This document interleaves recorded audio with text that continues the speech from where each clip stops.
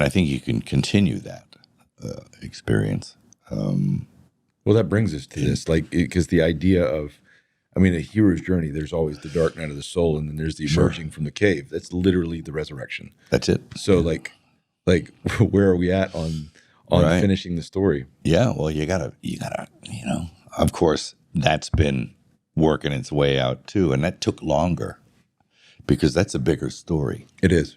I mean, we talked about it here in this office last time. It's like it all hinges on the resurrection. Yeah, and of course, like the suffering and the mystery of suffering and that aspect of sacrifice for mankind is one thing, but it's like, what are the fruits of that? Mm-hmm.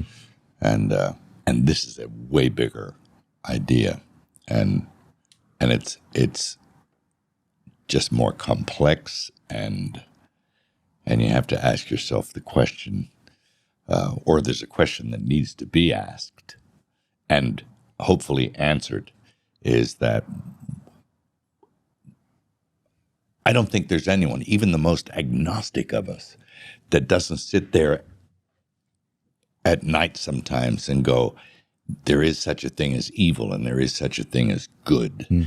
And the two are warring, whatever it is. But just like how important the resurrection is in that battle of good versus evil, and then the responsibility. Like, do you feel the weight and of taking on that story? And the question and what I hope we can answer is, why are these huge realms, good and evil, slugging it out for the souls of mankind?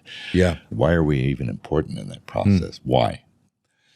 And this is one of the questions I'm going to try and answer. I don't know if I'll get there, but I'm certainly going to have a crack at it. And you have to be prepared to fail. So, but I'm kind of excited about this, about the question and about trying to answer it. Yeah, which is it's a big question. I mean, why are we here? I think that it's a question that I'm excited to see how you attempt to answer that, because man, I don't know.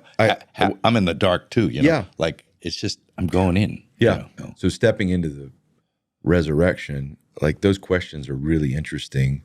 Yeah. Because it does all. I mean, the resurrection is what radicalized a group of very common people to go out and shake the world upside down. Yep. Like, and die horrific deaths. Sure. Like, and nobody dies for a lie. No, you don't.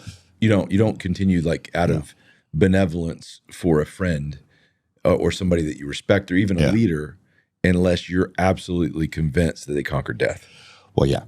So, to go out and do something like that, it had to make an impression on people. To go out and evangelize the world like that, which they did, and died for it. Yep, indeed. Like I don't want you to give away anything, but is it imminent? The sequel? Yeah, it's written, and it's an acid trip. Dude, if you want to crack open the script and read a few pages, what things are still on your bucket list of like, either roles to play or kind of genres of stories to attempt? Do you have some things that you haven't checked off yet?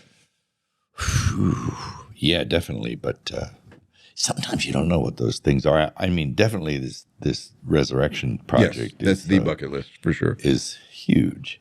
And with the, you got a very narrow margin there to, although it's massive scope. Right. I think, it's a big challenge because you can go wrong with it. Sure. Again, what's the worst thing you can do? Yeah. Fail. You can fail. And that's okay. People do it all the time. I love that. And so it's, but that's not my intention. I want to try and give it your best. Hit the sweet shot with it. See if I can serve a couple of aces out there. That's cool. I wouldn't bet against you.